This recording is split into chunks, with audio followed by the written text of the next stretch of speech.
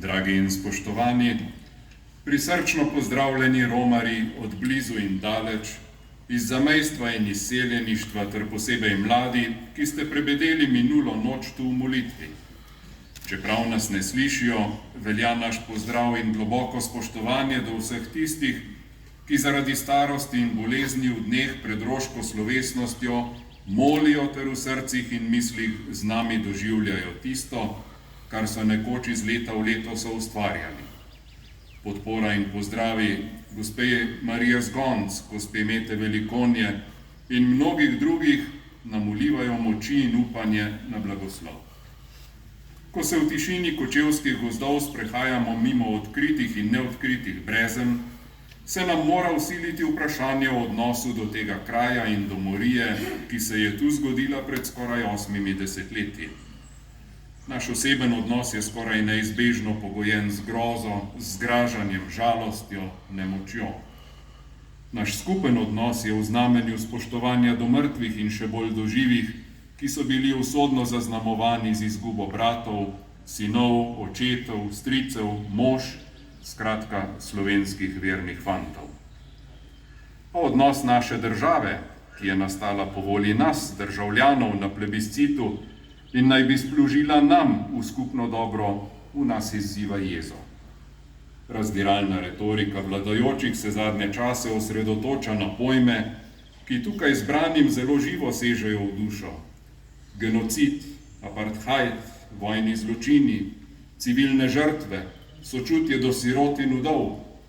Kako hinavsko in sprevrženo je, da take izraze uporabljajo v javnem prostoru glede oddaljenih dežel, a hkrati zavračajo in zaničujejo pobude za obsodbo teh istih zločinov v lastni državi, sad dela njihovih krvnih in političnih prednikov in vzornikov. Kočevski Rog je mesto na gori. Že evangelist Matej nam je prenesel Kristusove besede: mesto, ki stoji na gori, se ne more skriti. Ta pojem v zgodovini srečamo v kontekstu državotvorne zavezanosti Božji previdnosti. Novi Jeruzalem, ki bo stal trdno in ponosno, je bil vizija pravične, demokratične in Bogu vdane države, ki bo skupen dom za vse pod enakimi pogoji. Poskusili so to mesto skriti, poskušajo ga še danes obiti, zanikati, relativizirati in ignorirati. A vse to je obsojeno na neuspeh, saj nas Rog in žrtve brezen izzivajo z vprašanjem: kaj sem ti storil ali s čim sem te užalil? Današnjo slovesnost bodo oblikovali kvartet Krt pod vodstvom gospoda Dominika Krta ter osrednji govornik dr. Jože Rožanec. Med posameznimi točkami ne ploskamo, ampak premišljujemo o razlogih za množične poboje, o žrtvah komunistične revolucije in o naši prihodnosti. Najprej pa nas bo nagovoril gospod dekan Anton Gnidovec in nam predstavil apel duhovnikov kočevske in črnomaljske dekanije iz novomeške škofije, ki ga naslavljajo na vlado Republike Slovenije.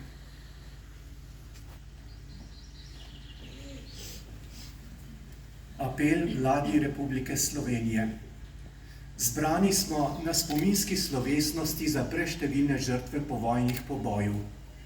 Žalosti nas dejstvo, da se od lanske slovesnosti ni zgodilo nič, da bi 3450 pobitih, stlačenih v zabojnike in deponiranih na komunali v Kočevju, dočakalo krščanski pokop. Razstava o izkopu je sicer pomenljiva in razkriva grozote tega bratomora. Upamo, da bo obiskala čim več krajev po Sloveniji. Toda čakanje kosti v zabojnikih, odmaknenih od dostopa svojcem in duhovnikom, je v nebo bijoča sramota za državo Slovenijo in za vse nas. Ko so bile kosti še v jami, je bilo tam znamenje križa in vsaj občasno kakšna sveča ter molitev obiskovalca. Sedaj so po pokojnih zaprti za garažnimi vrati komunalnega podjetja in čakajo, da se jih usmilijo zanikovalci resnice. Verjamemo, da se Komisija Vlade Republike Slovenije za vprašanja prikritih grobišč, Nova slovenska zaveza ter ostale skupine iskreno trudijo za dokončen pokop v Ljubljani na Žalah. Vendar zaradi znanih ovir to traja predolgo in bo žal še trajalo. Mrliča pa je treba pokopati v najkrajšem možnem času. Zato predlagamo in prosimo, da Vlada Republike Slovenije omogoči javnosti na začasni lokaciji fizičen dostop do ostankov pokojnih, še zlasti svojcem in duhovnikom. Predvsem se naj ob naše pokojne postavi križ, ki govori o njihovi veri, in viden napis z osnovnimi podatki. Na vidnem mestu naj bo pojasnilo, zakaj še niso pokopani. Svetopisemski očak Tobija je v smrtni nevarnosti v ujetništvu pokopaval mrtve rojake, ki jih je oblast prepovedala pokopati. Mi smo nekako otopeli od ignorance in prezira, ki jo do žrtev revolucije izražajo nesočutni ljudje. Kako moramo mirno čakati, da bodo popustili? Verujoči se z mrliči ne moremo podajati v političen boj, ampak pričakujemo za njih pieteten pogreb v blagoslovljeno zemljo. Do tedaj želimo imeti prost dostop do posmrtnih ostankov pobitih, da ob njih lahko molimo in jim izrazimo spoštovanje. Apel podpisujemo duhovniki dekanije Črnomelj in Kočevje, ki smo fizično najbližje tem krajem, vsak dan pa se nam pridružujejo sobratje iz vse Slovenije.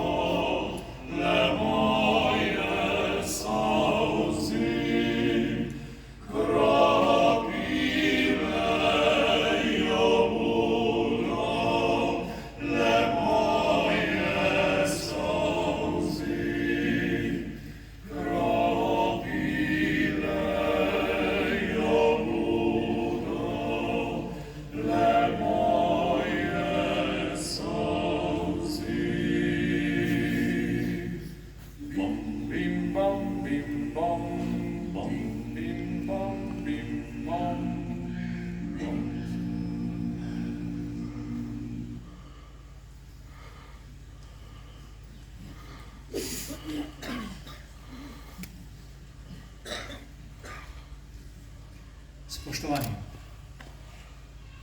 nešteta krščanska znamenja in kapele nam pričajo o veri naših prednikov, o njihovi ljubezni do Boga in cerkve. Pričajo nam o tem, kako je katoliška vera globoko prežela vso slovensko bit. Mnogi govori in reki se naslanjajo na krščansko izročilo. Mnogi dosežki našega naroda so povezani s krščanstvom. Brižinski spomeniki, ki so najstarejši znani ohranjeni zapisi v slovenščini in najstarejši latinični zapis v kateremkoli slovanskem jeziku. Prva slovenska knjiga, prevod svetega pisma, opismejevanje naroda in široka dejavnost Mohorjeve družbe, ki je preko knjig povezovala Slovence po svetu. Naša domovina pa ni posejana le s krščanskimi znamenji in kapelami, ampak tudi z zamolčanimi in prikritimi kraji, kjer je bila prekrita kri mučencev in kjer še ležijo njihovi posmrtni ostanki. Mučencev, ki so izpričali to ljubezen do konca, z svojim življenjem. Danes smo zbrani v Kočevskem rogu, na enem od več kot 700 komunističnih povojnih morišč, ki težijo našo domovino Slovenijo. To so kraji sovraštva, trpljenja, smrti, a so tudi kraji ljubezni, odpuščanja, Božje milosti in luči.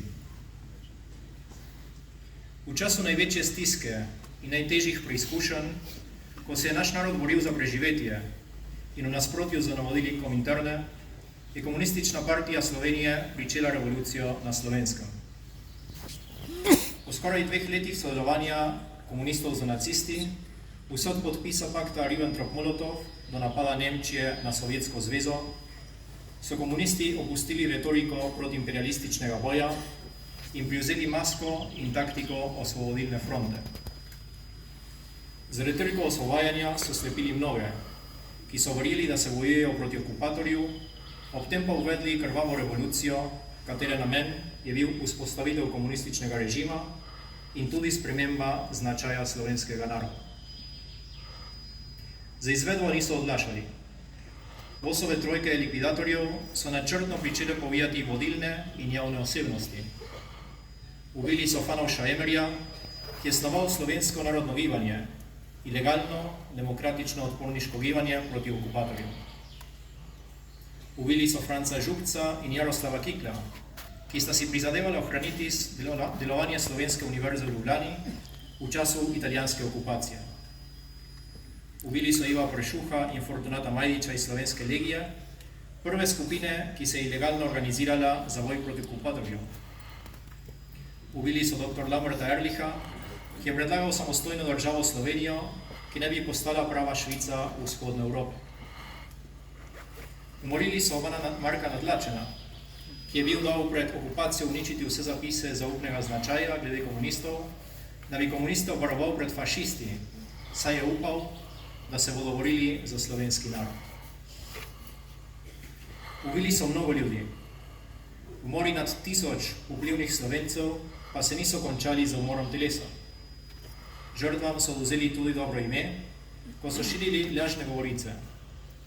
Nekaterim so tudi oskrunili ali onemogočili grobove, da še danes ne vemo, kje čakajo na vstajanje. Vendar se morija ni končala z vojno. Na liku revolucije so žrtvovali še na 1000 Slovencev, ki so jih pomorili po koncu vojne širom Slovenije. Za mnoge izmed teh, katerih morišča so znana, še ni možen dostojen pokop, kljub demokratični ureditvi Republike Slovenije. Ob teh bolečih dogodkih velja pozornost usmeriti na Kristovo svarilo. Naj se ne bojimo tistih, ki so sposobni ubiti telo, ampak tistih, ki morijo dušo. Komunistična partija je načrtno delala na obeh področjih. Morila je telo in dušo. Vztrajno je poskušala lomiti hrbtenice Slovencev, da bi res postal narod hlapcev partije, da bi izginil lesk iz oči slovenskega svobodnjaka, da bi izginila vsaka sled Božjega in svetega v našem narodu. Sveto ni bilo več življenje, sveta ni bila več družina. Nova družba ni bila več pojmovana kot občestvo. Svojo veljavo sta izgubili tudi strokovnost in pravni red. Veljala je le arbitrarna in menjajoča se volja partije. Izvajali so vse mogoče odtenke nasilja. Ulili so teror in nezaupanje, ki je prodrlo do najožjih članov družine. Mnogi so za desetletja molčali o doživetih strahotah Srba, ki je žel življenja, in kladiva, ki je vklenil narod v okove totalitarizma. Povojni poboji so se dogajali skoraj stoletje po izidu okrožnice Qui Pluribus, papeža Pija IX, ki je strogo obsodil komunizem, tisto zloglasno doktrino, ki je popolnoma v nasprotju z samim naravnim pravom in če bi bila enkrat sprejeta, bi popolnoma uničila zakone, lastnino in postesti vseh ljudi in celo družbo samo.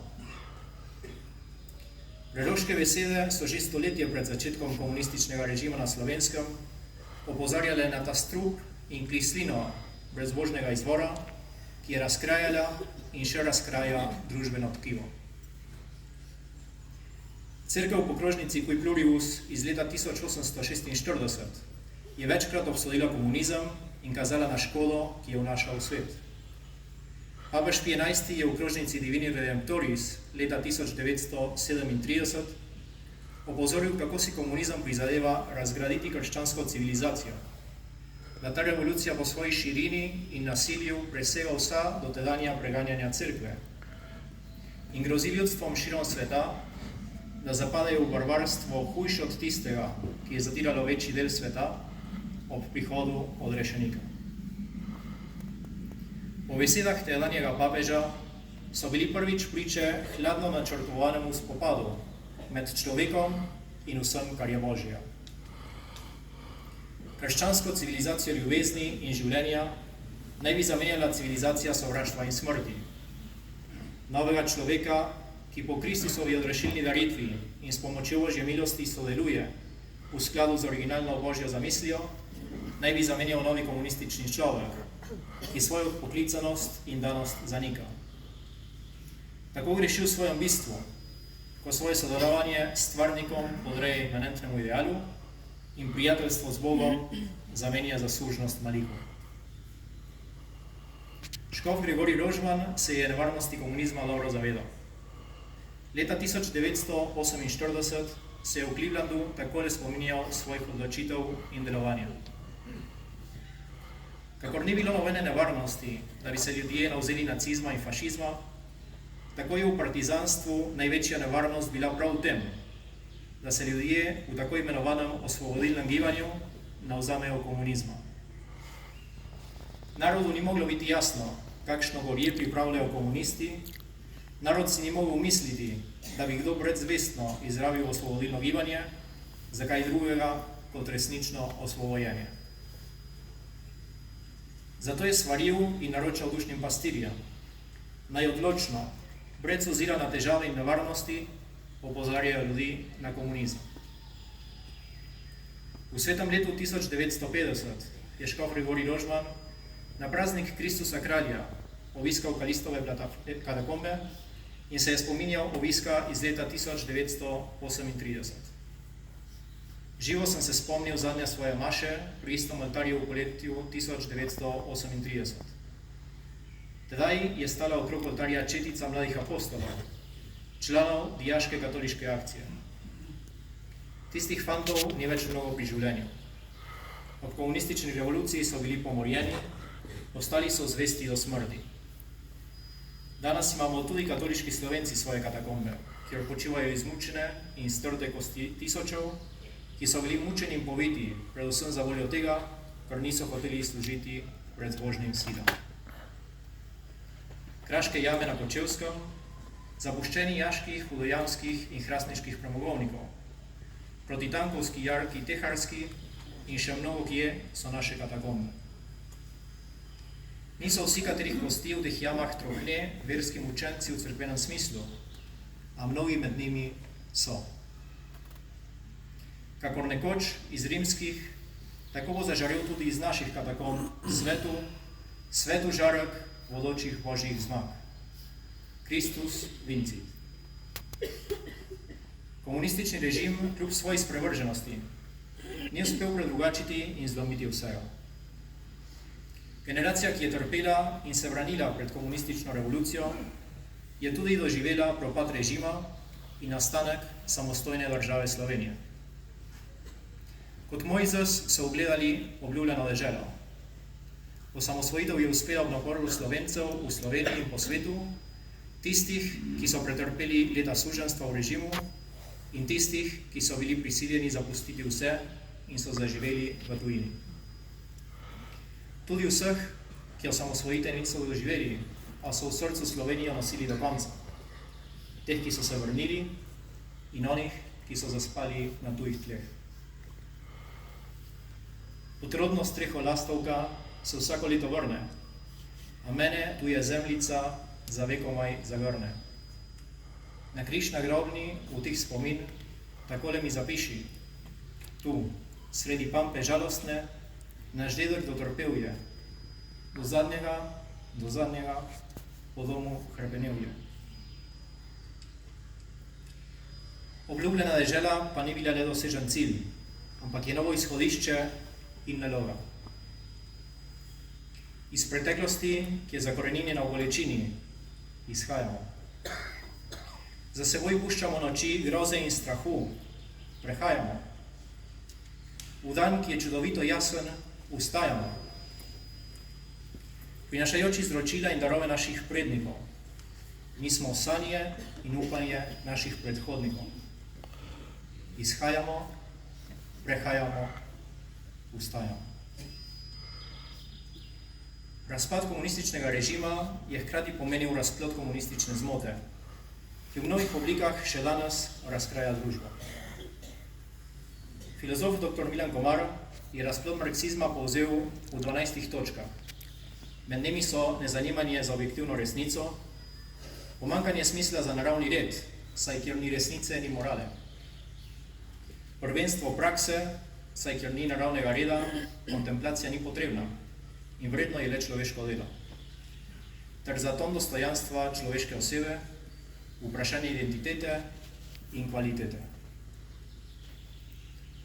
Ljubezen do Boga in naroda med drugim tri odgovor na vprašanje: kako obnoviti vse, kar je bilo izbrisano, porušeno in pokvarjeno.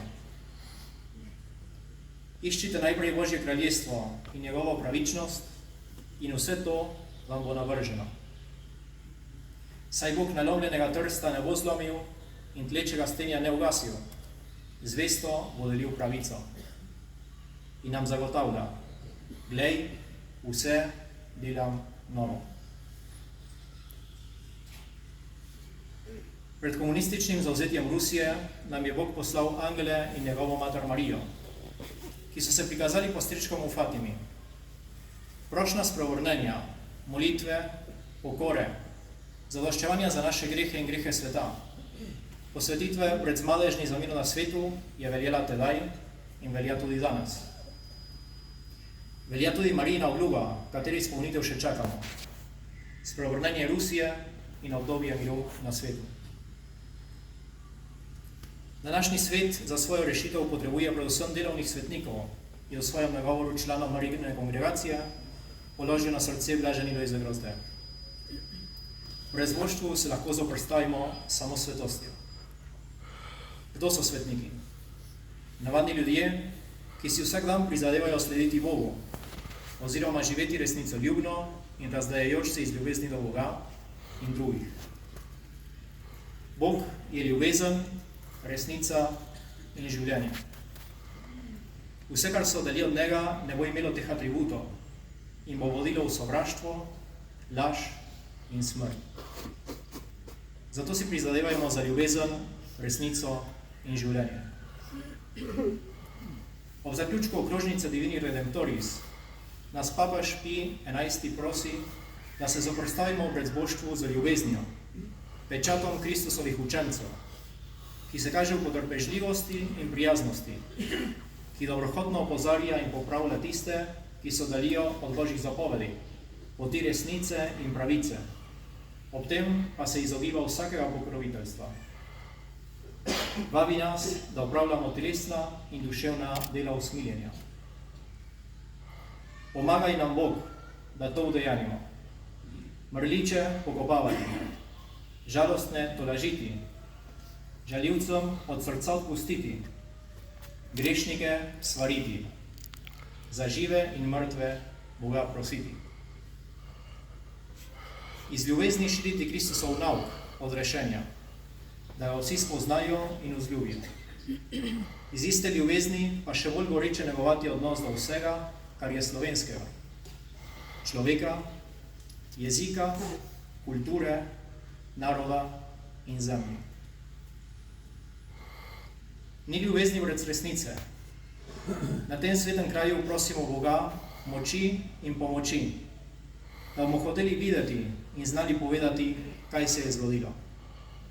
Da bomo pričali za resnico, da bomo prenesli svetli zgled naših mučencem bodočim rodovom. Predvsem pa, da nas trenutek smrti najde pripravljene, tako kot so bili oni.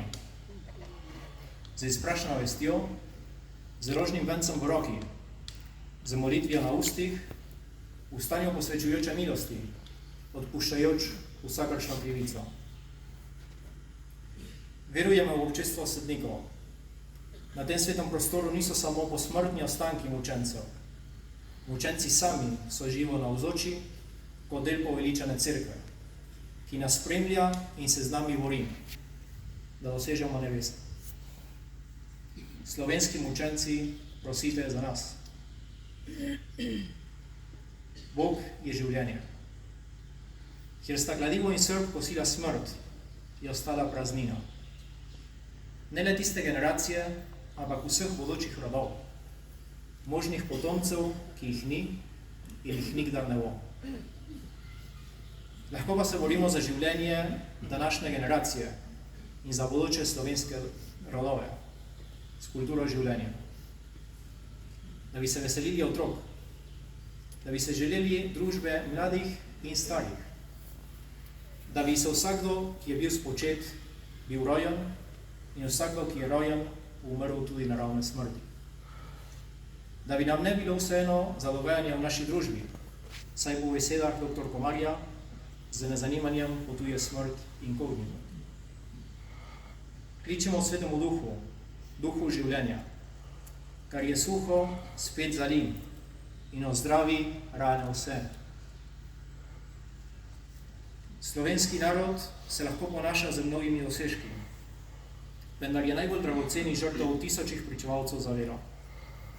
Ko je prišla ura žrtve, so krotko sprejeli kelih in palmo mučeništva, umirajoč za molitvijo na ustih. Pridružili so se Kristusu na Kalvariji.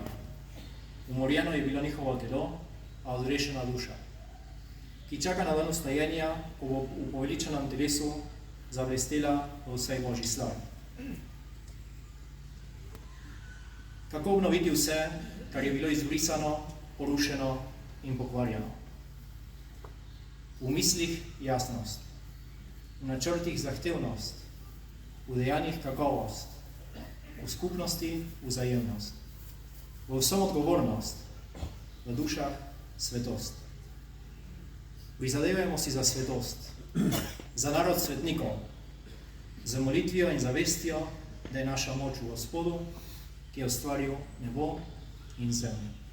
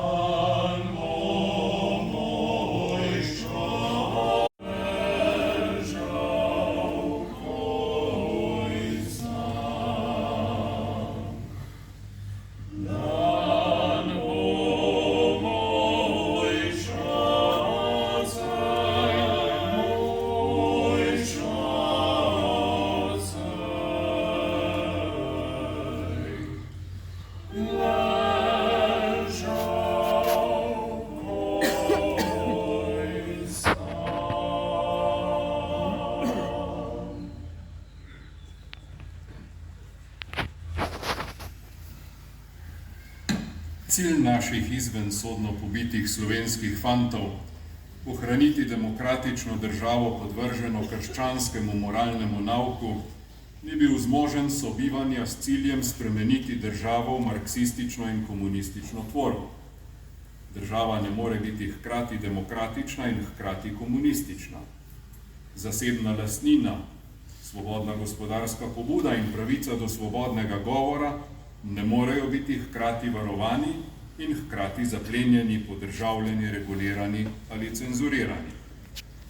Sprava, ki bi si jo zaslužili naši zanamci, bi se morala začeti z resno debato o obsodbi revolucije, njenih snovalcev, voditeljev, zagovornikov in opravičevalcev.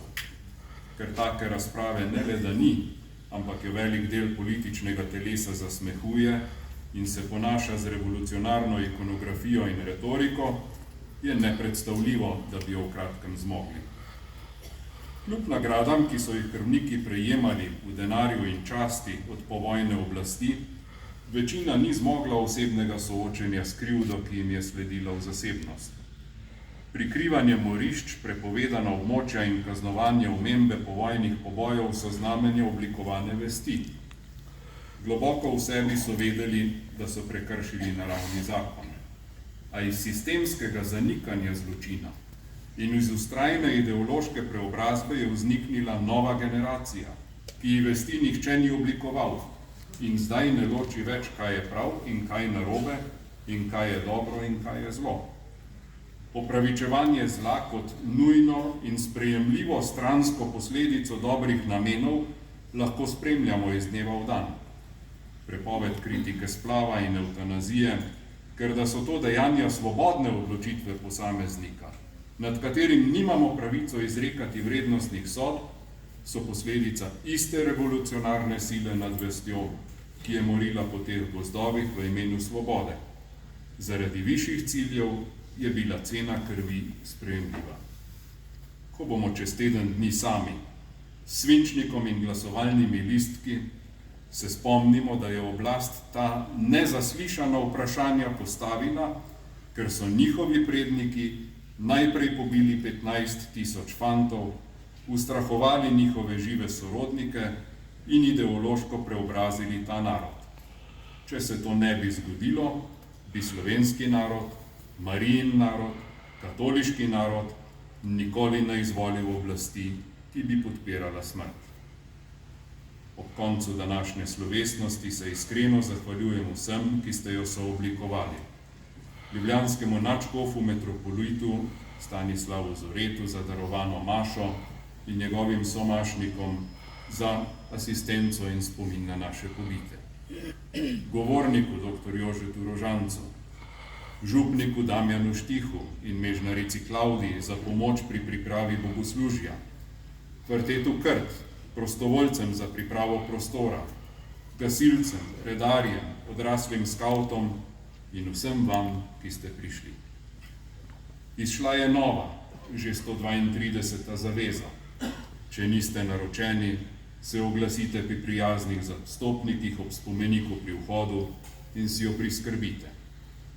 Čez leto dni bomo zbrani ob spominu na 80-letnico slovenskega genocida. Morda nas do takrat sreča pamet.